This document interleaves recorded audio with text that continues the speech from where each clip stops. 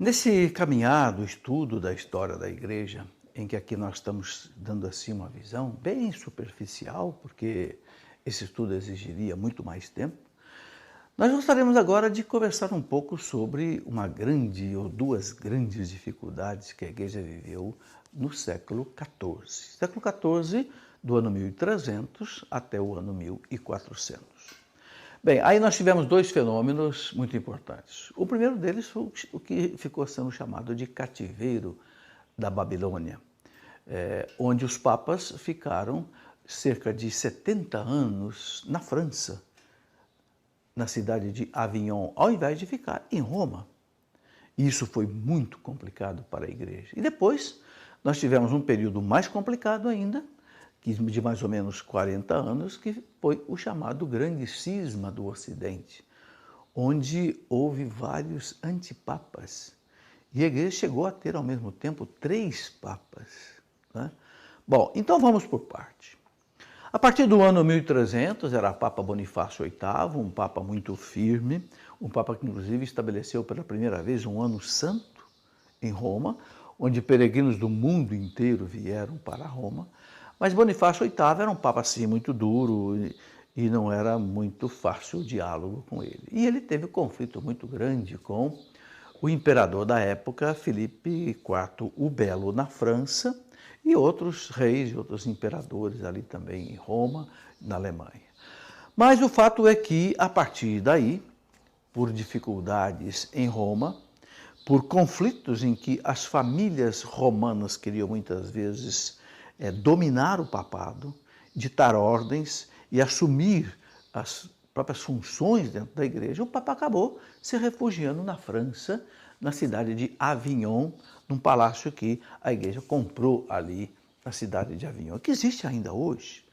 Bom, mas isso foi muito ruim, porque a igreja ficou um tanto quanto subjugada ao rei francês Filipe IV o Belo, que era um homem assim muito forte no seu governo, nas suas opiniões, e ele acabou colocando o Papa meio que sob o seu poder. E o que aconteceu é que durante 70 anos nós tivemos 5 papas franceses em Roma, e a maioria dos cardeais todos também eram franceses, quase que 80% dos cardeais eram franceses.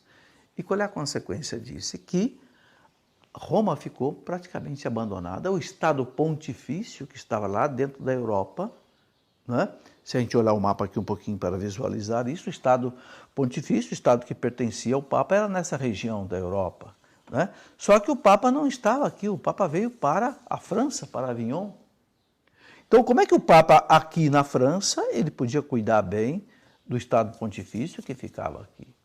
Isso gerou o quê? Um enfraquecimento muito grande do Papa aqui no território que era dele. As cidades pertenciam ao Papa, né? E muitos conflitos e muitas rebeliões durante 70 anos. Foi nesse período que surgiram 2 grandes santas que tiveram um papel muito importante nessa história. Uma delas, Santa Catarina de Siena, italiana, que foi até o Papa em Avignon e disse para o Papa: santidade, volte para Roma.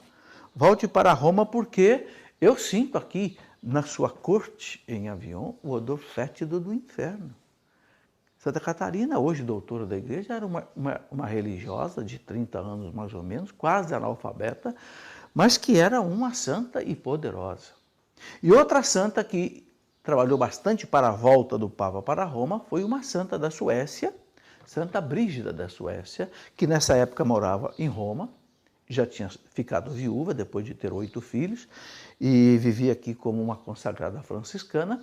E Santa Brígida da Suécia também, de Roma, também escrevia para o Papa em Avignon, pedindo ao Papa que voltasse, porque estava acontecendo um caos no Estado Pontifício, na própria igreja, e um enfraquecimento e muita confusão.